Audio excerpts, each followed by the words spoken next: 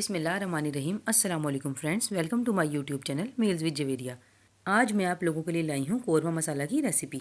ये 100 ग्राम मसाले की रेसिपी है और 3 किलो कौरमे के लिए ये काफ़ी रहेगी। तो चलिए फिर वक्त ज़ाया किए बगैर चलते हैं अपनी रेसिपी की तरफ और ये देखते हैं कैसे बनती है। तो मज़ेदार सा कौरमा मसाला बनाने के लिए मैंने लिए हैं तेज़पात 2 अदद, जायफल लिए हैं 2 टुकड़े, जवित्री 1 अदद, काली मिर्चें 1 टीस्पून, सब्ज़ सौंफ 1 टीस्पून, साबुत धनिया 2 टीस्पून, लौंग ली है 1/4 टीस्पून, इलायची 5 से 6 अदद, दालचीनी 5 से 6 टुकड़े, 2 बड़ी इलायची, बादियन के फूल तकरीबन 2 अदद हैं, ये टूटे हुए हैं और ये मैं पीसने के लिए ही इस्तेमाल करती हूँ। खुश्क मसालों में मैंने लिया है लहसुन पाउडर 1 टीस्पून, अदरक पाउडर 1 टीस्पून, कश्मीरी लाल मिर्च 1 टीस्पून, नमक 1 टेबलस्पून और लाल मिर्च पाउडर 2 टीस्पून। ये मैंने लिया है फूड कलर, रेड और येलो को मिक्स कर लिया है। तेज़पात 2 अदद साबुत और 4 से 5 इलायचियाँ और 4 से 5 लौंग, ये मसाले में बाद में जाएंगी। अब मैं इन तमाम मसालों को फ्राई कर लूँगी। जायफल और जवित्री और इलायची को निकाल दूँगी क्योंकि इनको भूनने से इनका टेस्ट ख़राब हो जाता है। इलायची का ख़त्म हो जाता है और जायफल जवित्री का कड़वा हो जाता है। तो ये देखिए फ्रेंड्स, मैंने पैन ले लिया है और गैस को ऑन कर दिया है। अब मैं इन तमाम बाकी मसालों को 1 से 2 मिनट के लिए हल्का सा भून लूँगी जब तक कि अच्छी सी खुशबू ना आने लगे। ये देखिए फ्रेंड्स, मसाला भुन गया है। अब मैं इसे निकाल लूँगी और ठंडा कर लूँगी। तो फ्रेंड्स, मसाला हमारा ठंडा हो गया है और ये देखिए इसका कलर भी थोड़ा सा चेंज हो गया है।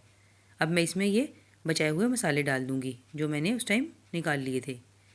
अब मैं इसे ग्राइंडर में डालकर फाइन पेस्ट बन जाने तक ग्राइंड कर लूँगी। अगर आप लोगों को मेरी वीडियो पसंद आ रही है तो प्लीज़ मेरी वीडियो को लाइक कर दें और मेरे चैनल को सब्सक्राइब कर दें और साथ लगे बेल आइकन को भी लाजमी दबा दें ताकि मेरी हर नई आने वाली वीडियो की अपडेट आपको बआसानी मिल सके। शुक्रिया।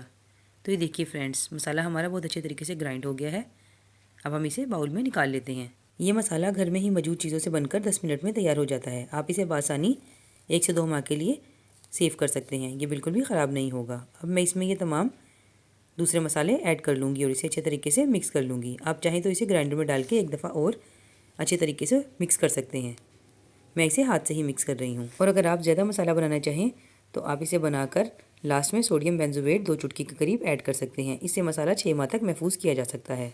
सोडियम बेंजोएट बेसिकली एक केमिकल है, लेकिन ये हार्मफुल नहीं है। ये मसालों में प्रिजर्वेशन के लिए इस्तेमाल होता है।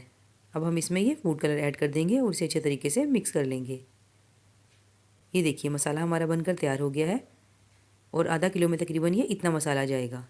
आप इसका कलर देखिए और इसका टेक्सचर सब बिल्कुल बाजार वार लग रहा है और बिल्कुल फ़ाइन बनकर तैयार हुआ है। अब इस स्टेज पर हम इसमें बाकी के बचे हुए मसाले ऐड कर देंगे। ये इलायची, लौंग और तेज़पात को हम इस तरीके से तोड़कर इसमें डालेंगे और इसे अच्छे तरीके से मिक्स कर लेंगे। जब ये मसाला बनकर तैयार हो जाएगा तो मैं इसे किसी भी एयर टाइट जार में सेव कर लूँगी। जाते जाते आपको एक टिप देती चलूँ कि आपने मसालों को लाजमन रोस्ट करना है क्योंकि मसालों में अपनी एक नमी होती है और अगर हम इसे रोस्ट कर लेते हैं तो मसाले काफ़ी देर तक सेव किए जा सकते हैं।